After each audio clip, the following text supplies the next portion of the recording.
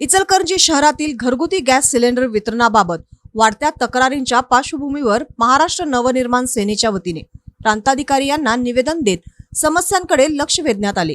यावेळी प्रशासनाने तात्काळ दखल घेत गॅस वितरण प्रक्रियेबाबत कडक भूमिका घेतली आहे। बैठकीदरम्यान प्रांताधिकारी तसेच पुरवठा निरीक्षक उपस्थित होते। नागरिकांमध्ये गॅस उपलब्धतेबाबत निर्माण झालेला संभ्रम दूर करण्यासाठी प्रशासनाकडून योग्य ती कार्यवाही केली जाईल असे प्रांताधिकारी यांनी स्पष्ट केले। तसेच नागरिकांनी घाबरून न जाता प्रशासनाला सहकार्य करावे असे आवाहनही यावेळी करण्यात आले। शहरातील सर्व गॅस एजन्सींना सिलेंडर वितरणाचा रोजचा तपशीलवार लेखाजोखा ठेवण्याच्या सूचना देण्यात आल्या आहेत। वितरण प्रक्रिया पारदर्शक ठेवावी, कोणत्याही प्रकारची गैरव्यवस्था होऊ नये यासाठी प्रशासन दक्ष असल्याचे सांगण्यात आले। याशिवाय कोणतीही गॅस एजन्सी जाणीवपूर्वक कृत्रिम टंचाई निर्माण करत असल्याचे आढळल्यास संबंधितांवर कडक कारवाई करण्यात येईल असा इशाराही प्रशासनाकडून देण्यात आला आहे।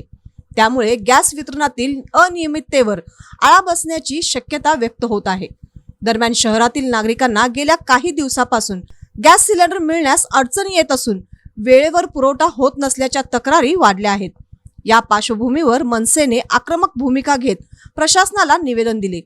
या प्रसंगी मनसे शहराध्यक्ष रवी गोंदकर, जिल्हा उपाध्यक्ष राजेंद्र निकम, जिल्हा सचिव प्रतापराव पाटील, शहर उपाध्यक्ष नितीन कटके, अभिषेक सारडा, शहर सचिव संदीप पवार, सौरभ चव्हाण, अनिल झाडबुके, कुमारी श्रेया शेळके, आरती कांबळे, सिद्धार्थ अजयराव, उमेश दरिबे, निलेश पाटील, सिकंदर मुजावर, अरुण घोलपे, अतुल जाधव, अरुण माळी, धनाजी धुमाळ, अमित पाल आदी पदाधिकारी व कार्यकर्ते उपस्थित होते।